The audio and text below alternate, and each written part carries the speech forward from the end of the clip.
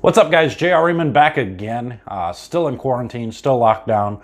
But when we get back, which it should be soon, I know in Michigan we actually just got extended. We won't get into the details on all that. But we probably have about a month until we can get back into the bowling centers. So let's try and figure out a way to build an arsenal and really think about our arsenal and what balls we're going to have in our bag when we get back to bowling. So stay tuned.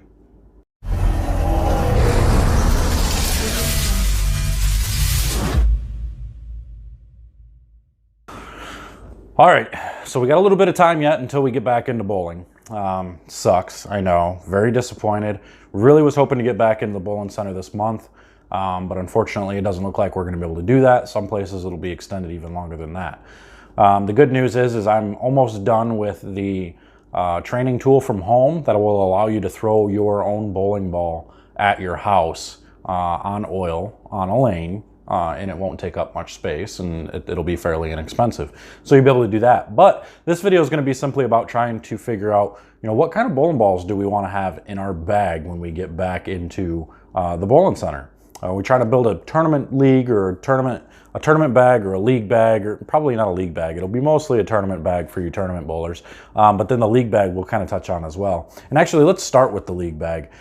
The base that you're going to want to have, and when we're talking about bowling balls and having a benchmark, the benchmark would be your go-to ball. It doesn't necessarily mean it gives you a specific shape always, but you need to have a go-to ball. And then you need to figure out where that ball fits in your bag. So the three balls you absolutely should have in your bag all the time are a mid-range ball, a mid-range solid, a pearl, and a high-end solid. So something like, I'll use examples of a redemption solid as your, big strong front end ball, big strong solid. Either a game breaker 2 or 3, or a IQ Tour in the middle as your benchmark or middle ground ball. And then something like a phase 3, a prism hybrid, just something shiny, something clean and strong down lane. So that gives you all three spectrums covered right there. So you get your down lane flip, I guess you would call it. You get your middle, you're still clean, but reads the middle of the lane and is real smooth all the way down the lane. And then you get your early aggressive bowling ball, one that's gonna really start to pick up the lane as soon as you put it down, and it's gonna try to hook the entire lane. So you get those three spectrums covered. Now those three would be your league balls. So you would have those three and then maybe a spare ball, unless you don't use a spare ball. So you would carry around 2 double totes for that.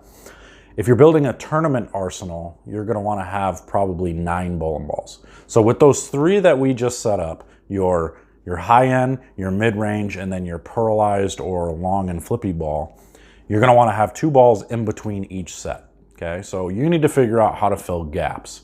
If you have that mid-range ball and then that flippy piece, and you don't have anything where it's almost too strong down lane, but then you go to your mid-range ball and it's not strong enough, you got to have something in between there. So you're going to want to figure out something like maybe a hybrid, I know you already mentioned the prism hybrid, but then maybe you could put a prism hybrid in there that's got maybe a stronger layout, something like if that long flippy piece is like a 5-inch layout, maybe you do a max flare 3 3/8 on this one, because then you will see a big difference on it. But if you have a 5-inch layout on that prism hybrid and you try to come in and put like a 4 or 4.5-inch pin layout, thinking you're going to see a difference, you're not going to see a difference. So you need to make the layout different enough. It needs to be extremely different in order to see a difference between the balls.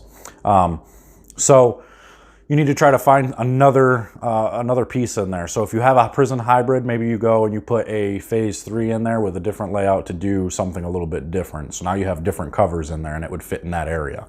And then you need something a little bit weaker than your high end, but a little bit stronger than your mid-range. So if you've got like a Game Breaker 2 or an IQ Tour in there, and then you have your Redemption Solid, maybe you go to something like a Prism Solid or whatever other solid ball you want, maybe an uppercut, something like that. If I'm looking storm balls, I would say like a Halo, a UFO, in that range right there to fill those gaps. So when you have 3 balls, and I'm going to try to give you some images here to look at as well, or maybe I already did, I don't know, I'm kind of just winging this a little bit, but when you're trying to create these bags, remember, you got to have 3 solid bowling balls. You know exactly what they're going to do, and then you need to have bowling balls that fit in between each of those balls to round out your arsenal. So keep that in mind. Maybe go through the garage, wherever your bowling balls are, and try to figure them out. Try to go through the numbering system and try to look at the cover stocks. Think of, you know, which ball is going to fit in each slot, and then try to fill gaps in between with whatever you have left,